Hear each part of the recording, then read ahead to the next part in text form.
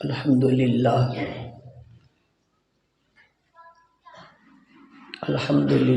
وحدہ والصلاة والسلام علی من لا نبی بعدہ اما بعد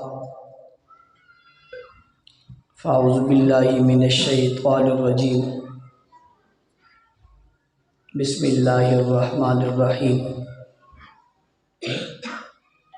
والذی جاء بالصدق وصدق بہ اولئک هم المتقون وقال اللہ تبارک وتعالی فی مقام آخر ان اکرمکم عند اللہ اتقاکم وقال النبی صلی اللہ علیہ وسلم لو كنت متخذا خلیلا لاتخذت ابا بکر خلیلا صدق اللہ العظیم وصدق رسوله النبی الامی الکریم ونحن على ذلك لمن الشاہدین والشاکرین والحمد للہ رب العالمین۔ گرامی قدر سامعین کرام، عزیزان ملت، بزرگان دین، میرے دوستوں، ساتھیوں اور بزرگوں، جمادی الثانی کے اس مہینہ میں ابو بکر صدیق رضی اللہ تعالیٰ عنہ کی وفات کے حوالے سے ملک بھر میں ابو بکر صدیق رضی اللہ تعالیٰ عنہ کی شان، عظمت اور منقبت بیان کی جاتی ہے، اس لیے تاکہ لوگوں کے دل و دماغ میں اس عظیم المرتبہ شخصیت کی عظمت اجاگر ہو۔ الحمدللہ اللہ کے فضل و کرم سے اگر گستاخی کرنے والے نے اپنی گستاخی کی انتہا کر دی تو تعریف کرنے والوں نے بھی تعریف کی انتہا کر دی۔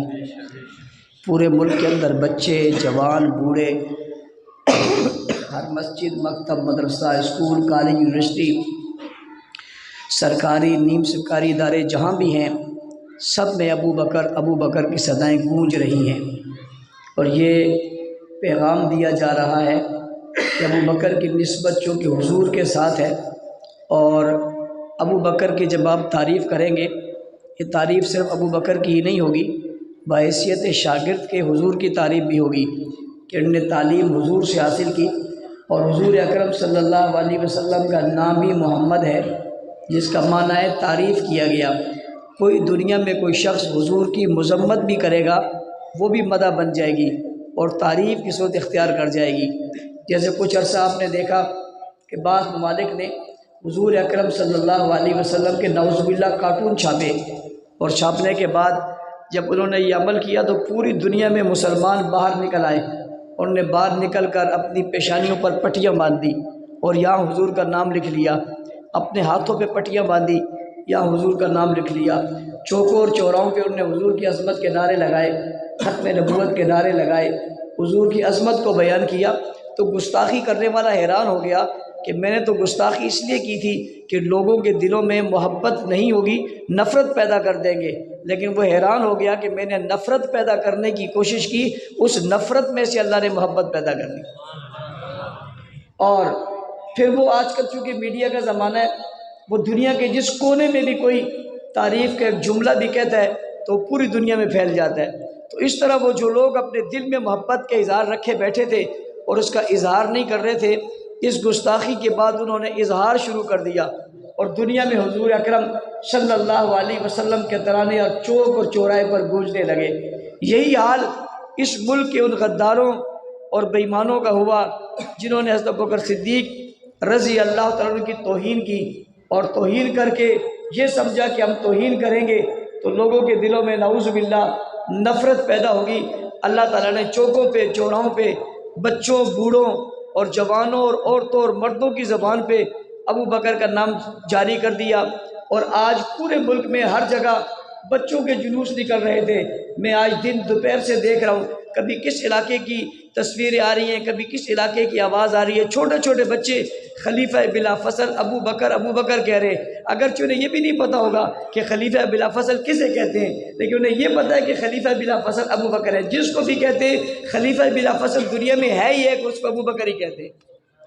اب بچے کے ذہن میں یہ بات بیٹھ رہی ہے، میں ان گستاخوں سے کہتا ہوں تم نے تو گستاخی کی تھی کہ شاید نفرت پیدا ہو، تمہاری اس نفرت کو اللہ نے رد کر دیا اور لوگ کے دلوں میں محبت ابو بکر کو پیدا کر دیا۔ اب یہ گلی گلی کوچا کوچا یہ اعلان کر رہے ہیں، اور ایک وقت وہ آنے والا ہے انشاءاللہ العزیز، ہم ہوئے یا نہ ہوئے وہ بیج ہم نے بو دیا ہے، ایک وقت وہ آنے والا ہے جب ان کے گھروں کے اندر ان کے بچے بھی کہیں گے خلیفہ بلا فصل ابو بکر انشاءاللہ تعالی۔ اور یہ وقت دور نہیں ہے۔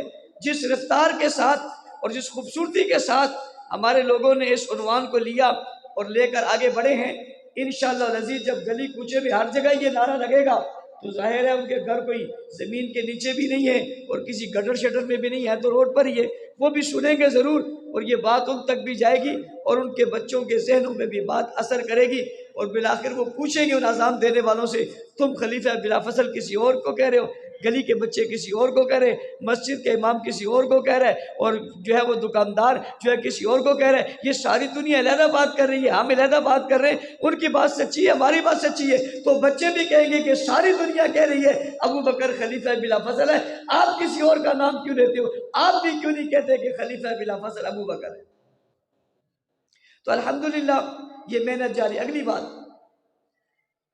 یہ جو جمادی ثانی کا مہینہ ہے، اس مہینے میں ہم ابو بکر صدیق کی عظمت کو اجاگر کرتے ہیں، اس کا مطلب یہ نہیں ہے، کوئی اس کا مطلب یہ نہ لے کہ ابو بکر کا ذکر صرف جمادی ثانی میں ہوگا، یہ مطلب کوئی نہ لے، اور یہ مطلب ہے بھی نہیں۔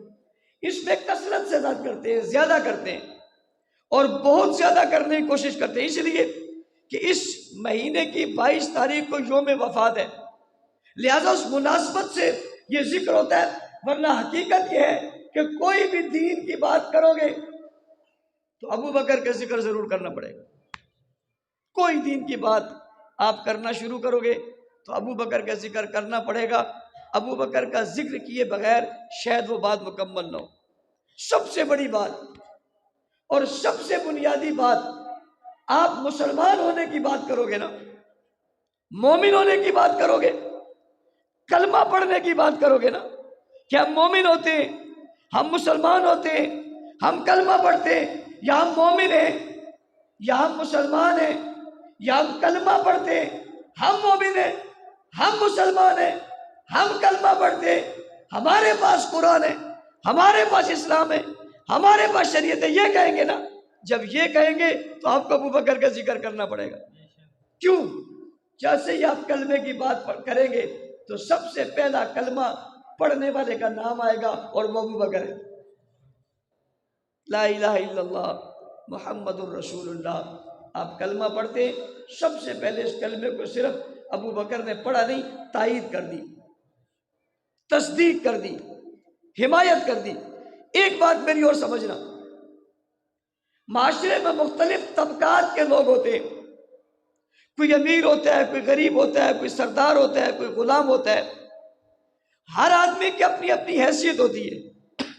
غریب کی آواز ایک جگہ تک پہنچتی ہے، امیر کی آواز تھوڑی زیادہ پہنچتی ہے، اور عام آدمی کی آواز کچھ اور ہوتی ہے، سردار کی آواز کچھ اور ہوتی ہے۔ یہ حیثیتوں سے اس آواز میں فرق آتا ہے کہ یہ جناب کس کی آواز ہے۔ ہمیشہ آپ نے دیکھا ہوگا جو بڑے لوگ ہوتے ہیں وہ آپ سے کہتے ہیں یار آپ کی بات تو مولوی صاحب ٹھیک ہے، لیکن میں اب کہوں گا نا تو پھر لوگ میرے مخالف ہو جائیں گے، میرا اپنا سٹیٹس ہے، میری اپنی ایک حیثیت ہے، میں سردار ہوں، میرے کو سب مانتے ہیں، اگر میں آپ کے ساتھ آؤں گا نا پھر آپ کو ہو جاؤں گا، باقی لوگ کا اعتماد نہیں رہے گا، لہٰذا آپ کی حمایت تو کرتا ہوں، ساتھ چل نہیں سکتا، حمایت تو کرتا ہوں، ساتھ چل نہیں سکتا۔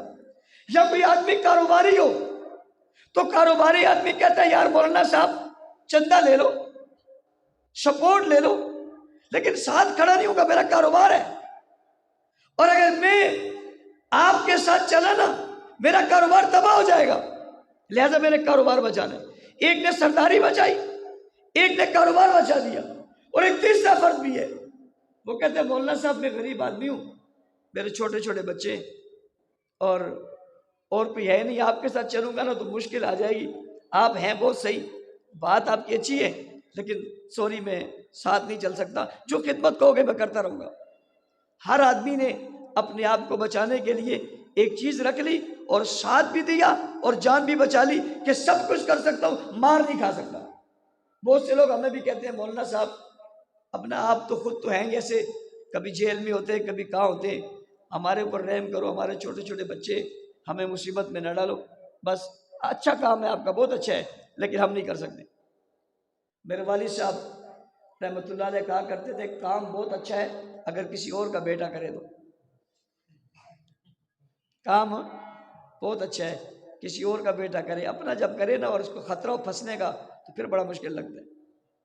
کہہ دیتے ہیں لوگ کام بہت مشکل ہے لیکن ہم نہیں کر سکتے، قربان جاؤ ابو بکر پہ، کہہ دو سبحان اللہ۔ سردار بھی ہیں، مالدار بھی ہیں، عیالدار بھی ہیں، سمجھدار بھی ہیں، تاجر بھی ہیں، اپنی قوم کے بڑے بھی ہیں، یہ سارے بہانے چل سکتے تھے، نہیں کیے۔ یہ نہیں کہا کہ آپ میرے بچپن کے دوست ہیں، تائید میری آپ کے ساتھ ہے، لیکن آقا میری مکہ میں 8 دکانیں، تجارت کرتا ہوں، معاشرے میں میرا بڑا مقام ہے، لوگ سارے میری عزت کرتے ہیں۔ جس بیانیے کو آپ نے بیان کیا، اگر اس بیانیے کے ساتھ میں کھڑا ہو گیا تو میری تجارت کا مسئلہ ہو جائے گا، میری سرداری کا مسئلہ ہو جائے گا، چندہ مجھ سے نہیں میں دوں گا، نہ نہ نہ۔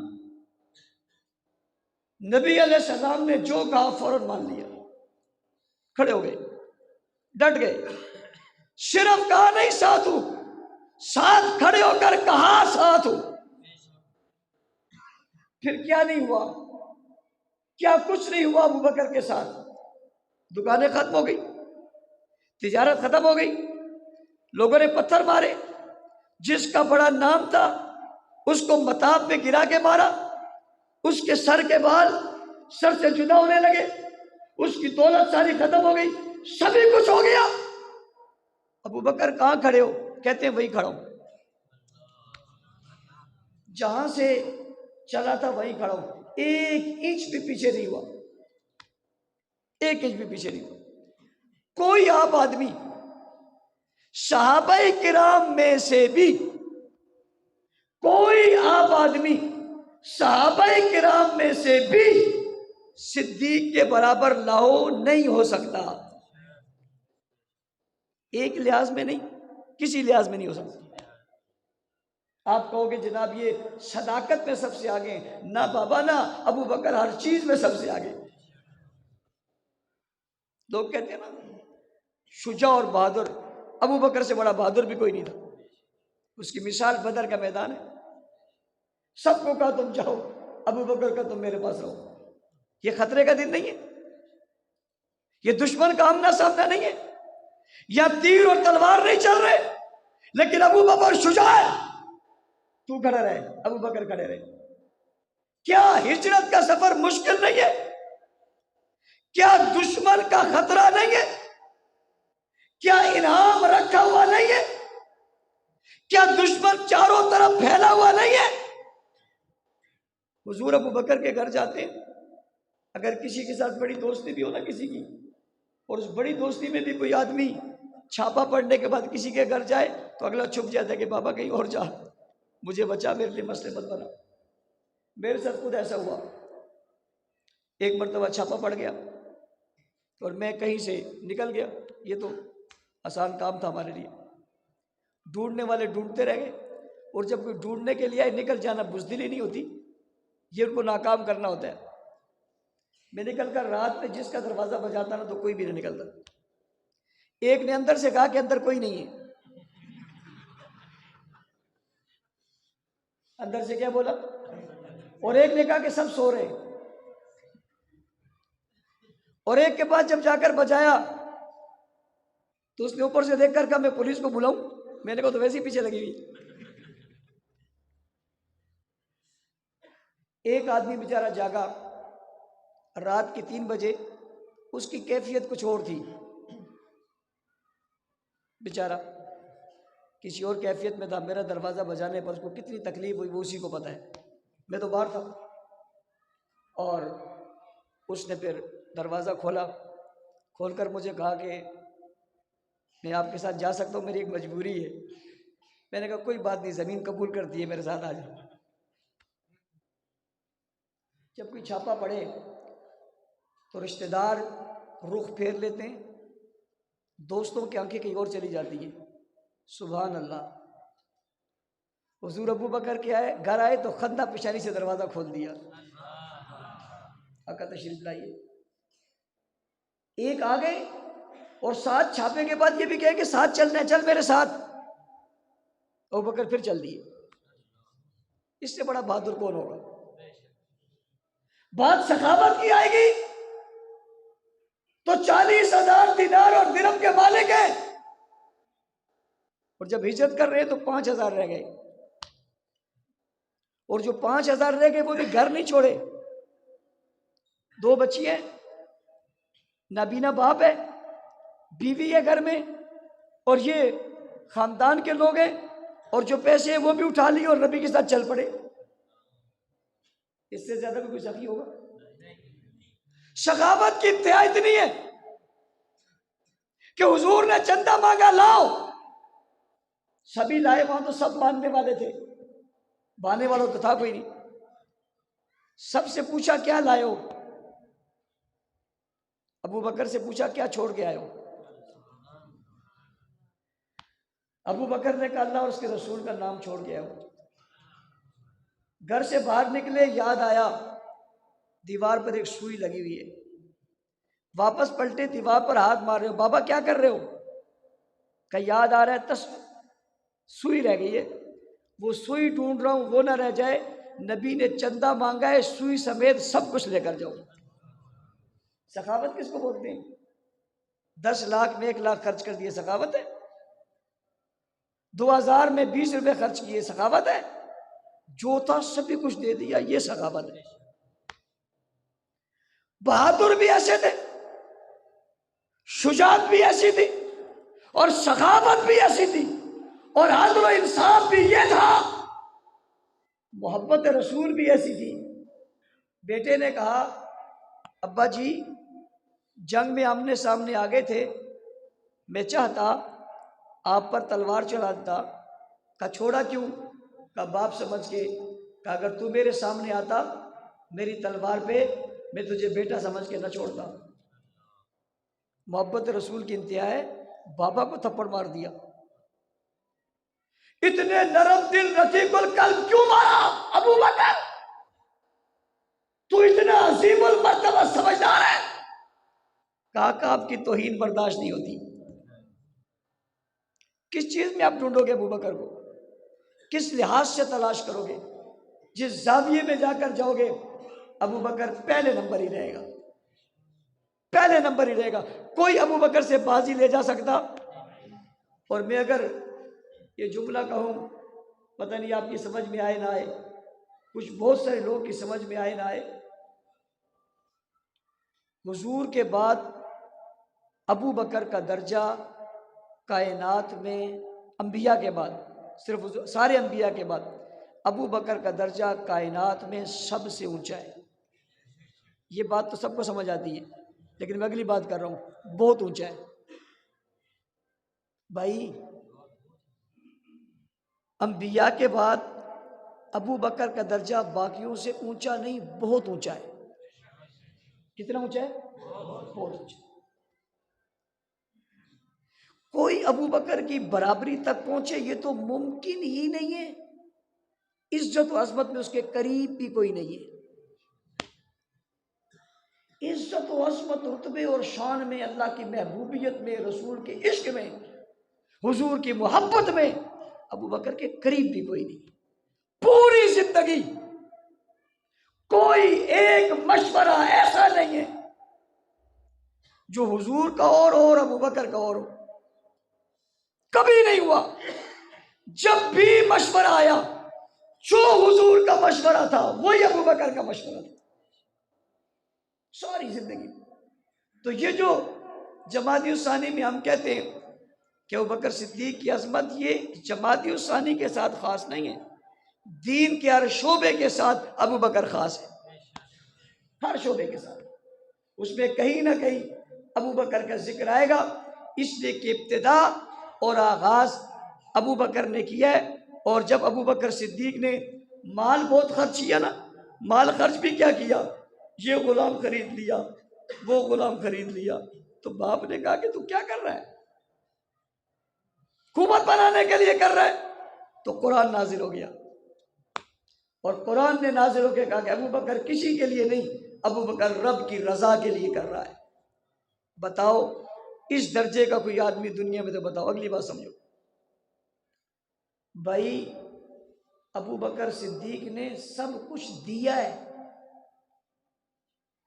ابو بکر صدیق نے سب کچھ دیا ہے، کیا لیا ہے کوئی تو بتا دے؟ ابو بکر نے لیا کیا ہے کوئی تو بتا دے، اور پوچھتے ہو دیا کیا ہے تو ہم بتاتے ہیں کیا چھوڑا ہے۔ گھر دے دیا، 8 دکانیں چلی گئی، 40,000 درہم چلے گئے، بیٹی نکاح میں دے دی، جان پہ مصیبت بنی برداشت کر لی، کوئی چیز نہیں سب کچھ دیا۔ الزام اس پر ہے، الزام اس پر ہے جس نے کبھی کچھ لیا ہی نہیں، پوری زندگی میں کبھی مالی لحاظ سے دیکھو ابو بکر نے کس سے کچھ لیا ہے؟ دینے کی بات کرو گے تو بہت کچھ آ جائے گا۔ بھائی حضرت علی اور مرتضیٰ رضی اللہ تعالیٰ بھی بہت بڑے آدمی ہیں، اللہ اکبر، کیا شان ہے علی، بلند و بالا ہے، نبی کے گھر پلے، نبی کے گھر پلے، نبی نے ان پر خرچہ کیا ہے، علی نے نبی کو خرچہ نہیں دیا، نبی نے علی کو دیا، پھر نبی نے اپنی بیٹی علی کو دی ہے۔ ابو بکر نے خرچہ بھی دیا، بیٹی بھی دی، کیا ہے جو ابو بکر نے نہیں دیا؟ کون سی چیز تھی جو بچا کے رکھی تھی؟ کہتے ہیں حضور ابو بکر کے مال کو یوں خرچ کرتے تھے جیسے اپنے مال کو خرچ کیا جاتا، جیسے اپنے مال، اتنی کسی کے مال خرچ کرنے میں بے دریغ نہیں تھے جتنے ابو بکر کے مال میں۔ یہی وجہ تھی سیدہ فاطمہ رضی اللہ تعالیٰ عنہ نے جب پیغام بھیجا فتح کے حوالے سے تو حضور نے فرمایا اس کا طریقہ تو یوں ہے، میرے مال میں سے جتنا چاہیے پیغمبر کے خاندان کے لیے حاضر ہے۔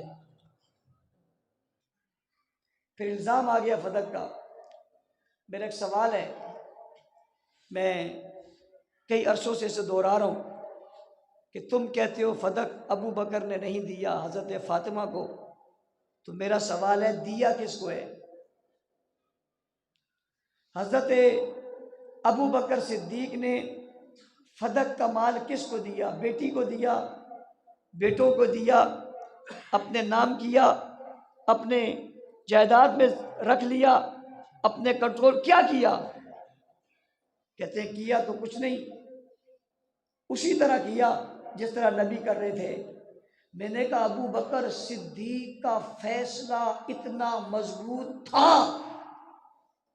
عمر آئے وہی کیا، عثمان آئے وہی کیا، علی آئے وہی کیا، اتنا مضبوط فیصلہ تھا اور اتنا اہم فیصلہ تھا، جو خلیفہ بھی آیا اس نے وہی کیا، اس لیے کہ ابو بکر صدیق وہ کر کے گئے تھے۔ اس کا مطلب ہے کہ اگر یہ غلط ہوتا نا اس میں تو ابھی سوچ بھی نہیں سکتے، کبھی ذہن میں بھی نہیں لانا۔ بعض دفعہ لوگ ایسے بھی کہہ دیتے ہیں مولانا صاحب اگر ابو بکر دے دیتے تو کیا تھا؟ لا حول ولا قوت الا باللہ، استغفر اللہ ربی من کل ذنب واتوب الیہ۔ تم کون ہو بھائی؟ ہم کیا ہے بھائی؟ مشورہ دے رہے ہو، رائے کا اظہار کر رہے ہو؟ ابو بکر کے لیے دے دیتے تو کیا ہوتا؟ یہ سوچ تم میں کس نے پیدا کر دی؟ یہ خیال تمہیں کیسے آ گیا؟ یہ تصور تمہارے دل و دماغ میں کس طرح آیا؟ ہم تم جیسا آدمی ابو بکر سے یہ کہے دے دیتے، کیا ہو تم؟ کہاں سے آئے ہو تم؟ کیا حیثیت ہے تمہاری؟ کیا شے ہو تم؟ ابو بکر سے کہتے دے دیتے تو کیا ہوتا؟ تو کون ہے؟ جو ابو بکر نے کیا وہی صحیح کیا، اس پہ دوسری رائے ہو ہی نہیں سکتی۔ مت الجھا کرو، کوئی بات ہی نہیں کرو اس پہ، بس ابو بکر صدیق نے جو کیا وہ عین ایمان ہے اور عین اسلام۔ میں محبت کی دنیا میں بہت آگے چلا جاتا ہوں، اگر میں یہ کہہ دوں کہ ابو بکر اسلام کا نام ہے، تصور ہے، تصویر ہے، نقش ہے، عکس ہے، وجود ہے، بیانی ہے، تو غلط نہیں ہوگا۔ ابو بکر کو دیکھ کر اسلام یاد آتا ہے، اور ابو بکر کو دیکھ کر دین زندہ ہوتا ہے۔ ابو بکر صدیق کے بارے میں لوگ سمجھے ہی نہیں ہیں، کتنے بڑے آدمی ہیں کہ اللہ نے اپنا رسول کسی کو نہیں دیا، صدیق کو دے دیا، کسی کو بھی نہیں دیا۔ بھائی حضرت علی المرتضیٰ کو بستر دلوا دیا اور ابو بکر کو بستر بنوا دیا۔ حضور اللہ نے صدیق کو دے دیے تمہارے حوالے، صدیق نے حق ادا کر دیا۔ اور اس کو دوسرے الفاظ میں بھی سمجھو کہ سب کو حضور نے کہا جاؤ، ابو بکر سے کہا رک جاؤ۔ سب کو کہا، ابو بکر سے کہا سب کو بھیج رہے ہو، اسے روک رہے ہو، چاہت یہ ہے کہ یہ میرے ساتھ جائے، چاہت یہ ہے کہ یہ میرے ساتھ جائے۔ اور اللہ کو نبی کی چاہت پسند تھی، اللہ نے بھی کہا تیرے ساتھ یہی جائے گا۔ کوئی سفر ایسا بتاؤ تنہائی کا جو حضور نے کیا اور ساتھ کسی اور کو لے گئے ہوں معراج کے علاوہ؟ جب بھی جاتے ہو بکر، وہ دوسری بات، حضور جب بھی اپنے بعد کسی کا نام لیتے ابو بکر ہے۔ میں اور ابو بکر آئے، میں آیا اور پھر ابو بکر آئے، ابو بکر کے بعد پھر عمر کا نام آتا ہے، پھر عثمان کا، پھر جب بھی آپ لو احادیث کی کتابیں آپ پڑھ لو، ہر کتاب کے اس سمندر میں غوطہ لگاؤ، حضور کا فرمان جب بھی آئے گا اپنے بعد کسی کا ذکر کیا تو ابو بکر کا کیا۔ اور آدھا کے مسئلہ پوچھتی ہے یا رسول اللہ مسئلہ اگر آپ نہ ہوئے تو کس سے پوچھوں گا؟ ابو بکر سے۔ کس سے؟ کسی اور کا نام نہیں لے سکتے تھے، نام یاد نہیں تھے، سب پتہ تھا۔ نام کس کا لیا؟ ابو بکر کا۔ اور اللہ نے نبی صدیق کو دیا، لے جاؤ، لیکن پہلے نبی سے کہا جاؤ تم اس کے گھر جاؤ۔ یہ عجیب بات ہے، میں کبھی کبھی اس پہ سوچتا ہوں کہ حضور ابو بکر کو بلا لیتے تم آ جاؤ ہم نکل جائیں گے، بلایا نہیں۔ آج حضور اکرم صلی اللہ علیہ وسلم ابو بکر صدیق کے گھر تشریف لے گئے۔ جاتے تو ویسے بھی تھے، کبھی صبح جاتے تھے کبھی شام جاتے تھے، آج ذرا اس وقت سے مختلف وقت میں چلے گئے۔ تو پوچھا کہ آج خیر تو ہے؟ فرمایا دروازہ کھولو، اندر لو۔ دروازہ کھلا، سامنے دو جان کے سردار کھڑے، ابو بکر کا ہاتھ تھاما، اندر چلے گئے۔ کہا راز کی بات ہے۔ کس کی؟ راز کی بات ہے، کوئی اور ہے تو نہیں؟ انہوں نے کہا کوئی نہیں ہے، صرف یہ گھر والے ہی ہیں، یہ تو اپنے ہی ہیں، یہ تو اپنے ہی ہیں۔ راز کی بات یہ ہے کہ ہجرت کا آرڈر آ گیا، حکم آ گیا، یا رسول اللہ میرے لیے کیا حکم ہے؟ کہ تم میرے ساتھ ہو۔ میں اس کو آج کل یوں کہہ رہا ہوں کہ نبی ابو بکر کو لے گئے، حضور ابو بکر کو لے گئے اور ہاتھ پکڑ کر لے گئے۔ تصور پہ دنیا میں کبھی سوچو یارو، تم کہتے میرے گھر فلاں آیا، کوئی کہتے میرے گھر فلاں آیا، ابو بکر تیرے گھر کون آیا؟ کہتا ہے کائنات کا سردار آیا۔ اللہ، ایک بندہ آئے اور بیٹھ کر چلا جائے، ایک بندہ آئے اور ساتھ لے کر چلا جائے۔ حضور آئے، ابو بکر کو ساتھ لے کر چلے گئے۔ اب کوئی مجھ سے پوچھتا ہے ابو بکر کہاں ہیں؟ ابو بکر کہاں ہیں؟ میں نے کہا حضور لے گئے۔ کون لے گئے؟ بھائی ابو بکر کو حضور لے گئے، حضور لے گئے، بس حضور لے گئے۔ کہتا ہے کہاں لے گئے؟ میں نے کہا جا کے دیکھو نا روزے میں، جنت میں لے گئے۔ آج بھی ابو بکر وہیں ہیں جہاں حضور ہیں، اور حضور کے قریب بلا فصل آج بھی ہیں۔ قبر کے ساتھ قبر ہے، روزے کے ساتھ روزہ ہے، دور نہیں ہے، درمیان میں فاصلہ بھی۔ ابو بکر حضور میں فاصلہ رہا ہی نہیں ہے، ہمیشہ جب بھی رہے اتنے قریب رہے کہ اتنے قریب کوئی بھی نہیں رہا۔ تو ابو بکر صدیق کو حضور لے کر چلے گئے۔ یہ مشکل ترین سفر ہے اور خطرناک ترین سفر ہے۔ اونٹوں کا اعلان ہوا انعام کا، 100 اونٹ ہے غالباً، 100 اونٹ کا انعام کا اعلان ہوا ہے، اور اس وقت کا ایک اونٹ آج کا ایک ڈمپر ہے۔ میں اہمیت کے لیے بتا رہا ہوں، یہ ڈمپر پر لوگ سمجھتے ہیں کتنی قیمت کیا ہے، اس لیے کہ اس میں آپ سودا لاتے ہو لے جاتے ہو، یہ ڈمپر وہ ڈمپر، ادھر پھینک ادھر پھینک۔ اس زمانے میں سارے کام اونٹ کرتا تھا، اور اس کی وہی قیمت تھی جو آج ڈمپر کی ہے۔ 100 اونٹ انعام دیں گے جو انہیں پکڑ لیں گے۔ ابو بکر صدیق نے تو نہیں کہا میرے گھر آ گئے یا رسول اللہ گھر تو آ گئے اب جلدی سے نکل جائیے، چونکہ میں تو یہاں رہتا ہوں، مجھے لوگ پہچانتے ہیں تو میں پیچھے سے سپورٹ کروں گا، میں پیچھے سے آپ کے ساتھ ہوں۔ نہ نہ نہ، ساتھ چلے تو ساتھ چلے، چلو۔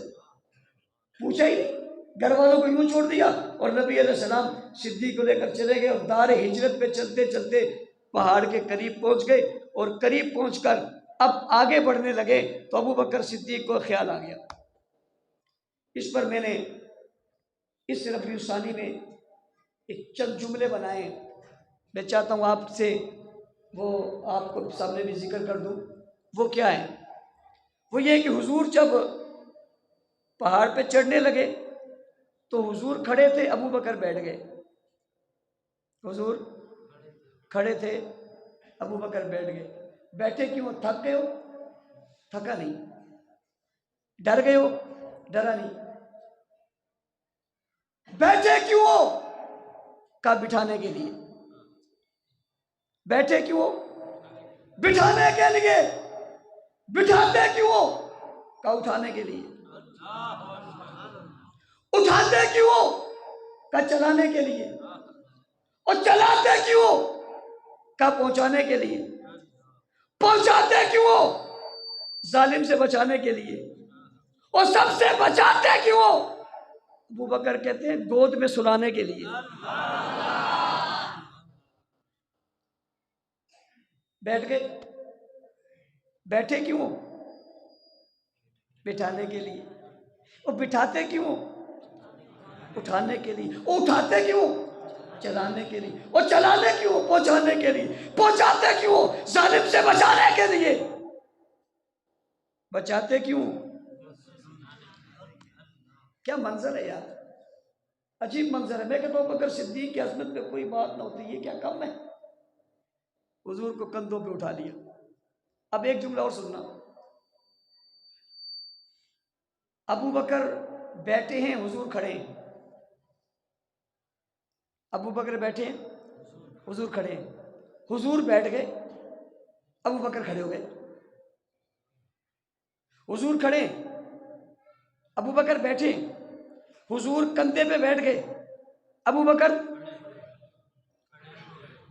کسی نے کہا کھڑے ہو گئے، میں نے کہا بھائی صرف کھڑے نہیں ہوئے، کہنے لگا کیا ہو گئے، میں نے کہا بڑے ہو گئے، بڑے ہو گئے، صرف کھڑے نہیں ہوئے، بڑے ہو گئے۔ کہا کتنے بڑے ہو گئے؟ میں نے کہا سنا نہیں ہے، افضل البشری بعد الانبیاء، انبیاء کے بعد سب سے بڑے ہو گئے۔ اور ایک بات اور سمجھنا، نبوت کا وزن بہت ہوتا ہے، نبوت کا وزن ہر کوئی نہیں اٹھا سکتا۔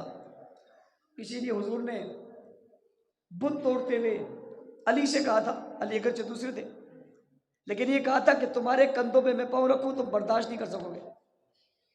نبوت کا وزن اٹھانا کسی کے بس میں، لیکن حیرت کی بات یہ ہے کہ جب پہاڑ پہ چڑھ رہے تھے، یہاں تو بیٹھے بیٹھے کندھوں پہ اٹھانا تھا نا، وہاں اٹھا کر چلنا بھی تھا۔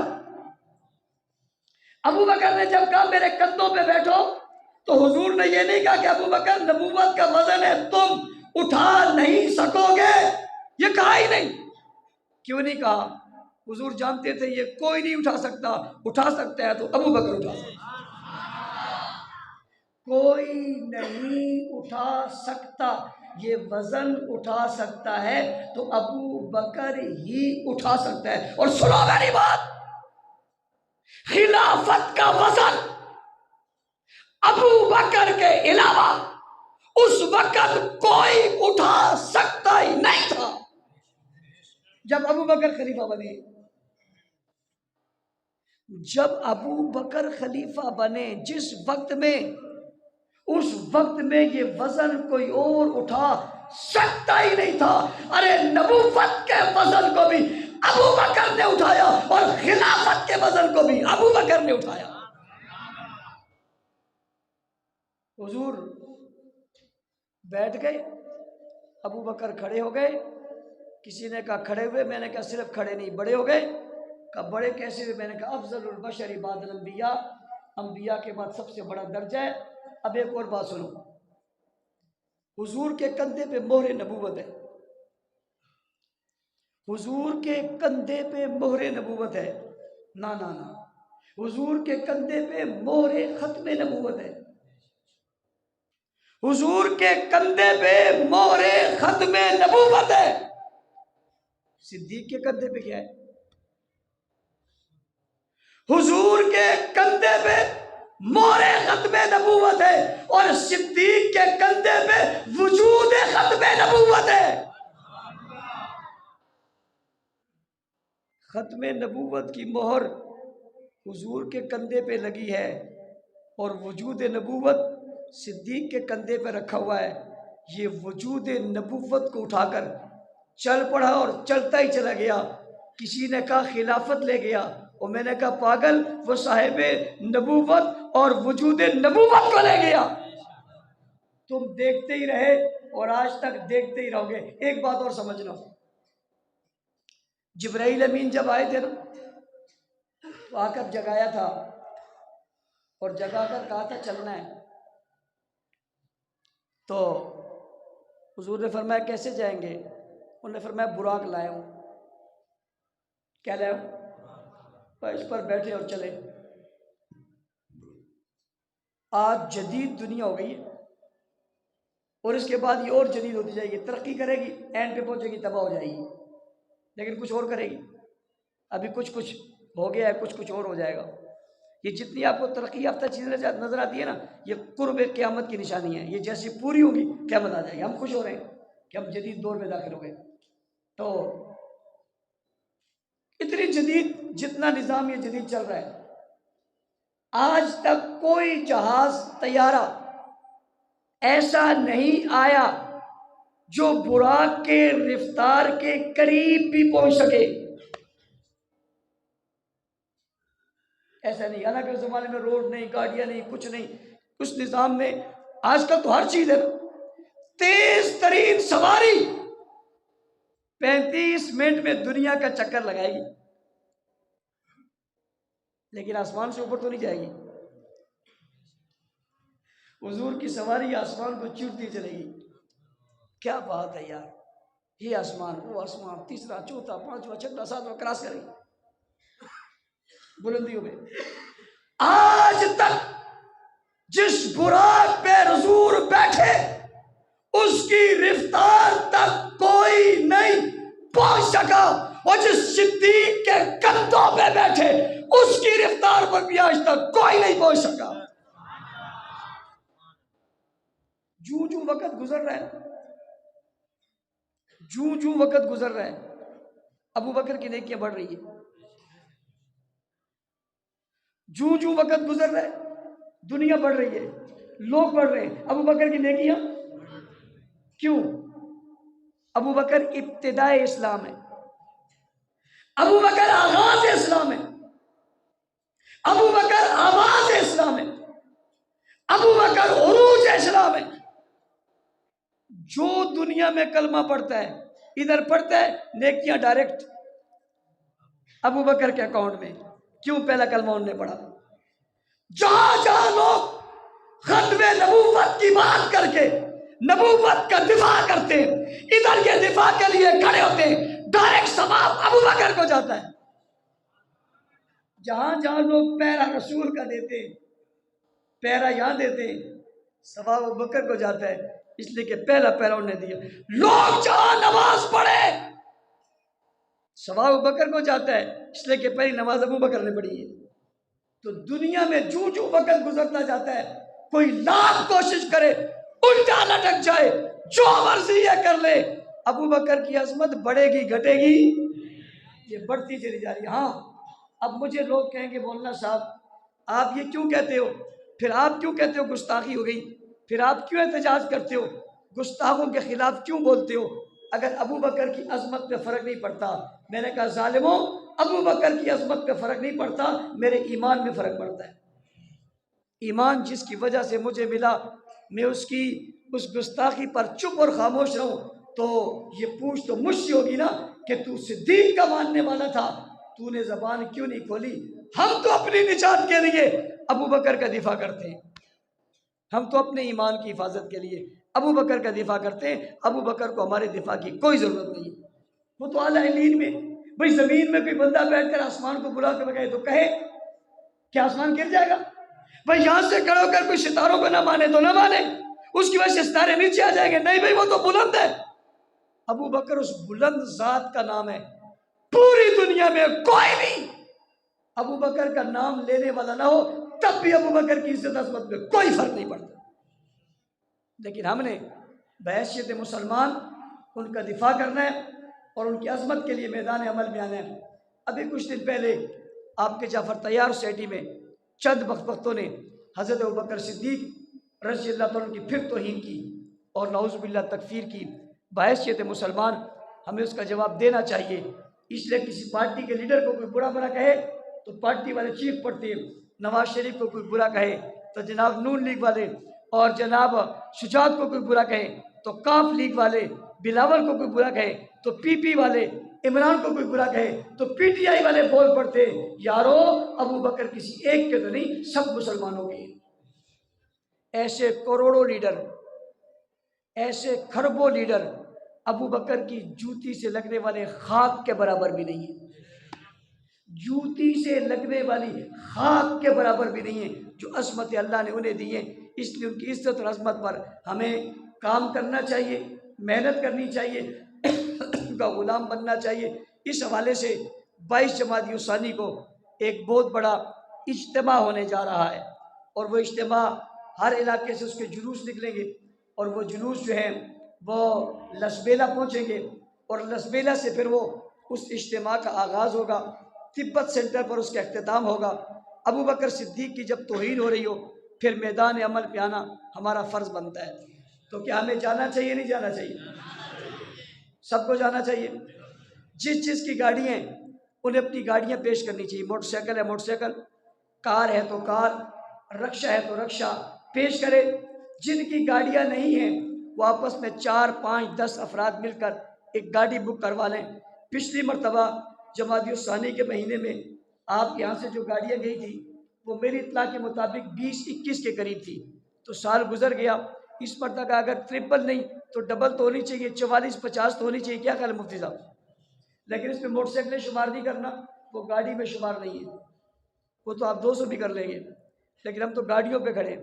گاڑی کہاں سے شروع ہوتی ہے؟ چلو رکشے کو بیچ میں شمار کر لیتے ہیں، رکشا، سوزوکی، مزدا، شیزور، یہ آپ کرائیں، اس لیے کہ جب دشمن اپنی قوت کا اظہار کر رہا ہو تو مسلمانوں کو بھی اپنی قوت کا اظہار کرنا چاہیے۔ وہ یہ کہتے ہیں کہ ہم یہاں بہت ہیں، انہیں پتہ ہی نہیں کہ یہ دنیا ساری صدیق کے چاہنے والوں سے بھری ہوئی ہے۔ اور الحمدللہ ہمارے علاقے بوڑھے جوان جتنے لوگ ہیں سب کوشش کریں، یہاں جتنے لوگ بیٹھے ہیں یہ تو آج آئے ہوئے ہیں، یہ تو سب ابھی کہیں نہیں جا سکتے، ان سب کو تو میں نے پھنسا لیا ہے کہ ابھی میری بات سے ادھر ادھر ہوں گے نہیں، لیکن جو لوگ نہیں آئے ان کے ساتھ آپ کیا کریں گے؟ ان کے ساتھ یہ کریں گے کہ آپ میں سے ہر آدمی، ابھی 2-3 دن رہ گئے، بدھ والے دن یہ اجتماع ہے، اور آج کیا دن ہے؟ اتوار ہے، 2 دن رہ گئے، 2 دن میں آپ محنت کریں گے، ایک ایک آدمی 10-10 آدمی تیار کرے گا کہ بھئی ہم نے جانا ہے، بہرحال جانا ہے، سو جانا ہے، ہر صورت جانا ہے، آؤ جانا ہے، اور اس سے برکت لے لینی ہے۔ برکت سمجھتے ہو نا؟ تبلیغ جماعت والے برکت سمجھتے ہیں کہ 150 روپیہ پکڑ لو پہلے سے کہ اگر جائے گا جائے گا، نہیں تو اس سے تو جائے گا، جائے گا جائے گا، اس سے تو جائے گا، تو وہ نہیں جائے گا نہیں جائے گا، اس کے لیے تو جائے گا، اس لیے جو ہے وہ پکڑ لینے ہیں اور برکت جمع کر کے آپ نے گاڑی کرانی ہے۔ یہ تقریباً کوئی زور سے اثر تک ہے، اتنا سا وقت ہے، کوئی لمبا وقت بھی نہیں ہے، کوئی چلا 4 مہینے، کوئی سال 2 سال آپ سے نہیں مانگ رہا، اتنے دنوں میں سے ایک دن میں سے آدھا دن، آدھے دن میں سے آدھا حصہ، سپہر سے شام تک، سپہر سے شام تک، دوپہر سے بھی نہیں، دوپہر تو 12 بجے ہوتی ہے، 2 بجے یا آپ دوپہر کر لیں کہ دوپہر سے آپ شام تک سپہر صرف ہمیں دے دیں، اور اس میں ہمارے ساتھ جا کر اپنی قوت کا اظہار کریں۔ یہ جدید دنیا ہے، جب اس کی تصویر جائے تو دنیا کو پتہ چلے کہ آج کراچی شہر میں صدیق کے چاہنے والے یوں نکل آئے ہیں کہ جس طرف جاؤ آج صدیق ہی ہو رہی ہے، اور ہم یہ ہو کر سرخرو ہو کر ہم کہیں گے ابو بکر تیری توہین ہو رہی تھی، ابو بکر تجھے برا بلا کہا جا رہا تھا، ابو بکر تیری شان میں گستاخی ہو رہی تھی، تو موثر رسول ہے، تو موثر اسلام ہے، کائنات پر تیرا احسان ہے، تیری وجہ سے یہ دین ہم تک پہنچا اور ہمیں ملا ہے، تو نے اس کی ابتدا کی ہے، اے ابو بکر صدیق آج آپ کی توہین ہو رہی ہے، ہم کچھ نہیں کر سکے، ہم دفاع کرنے کے لیے، ہم مدح کرنے کے لیے،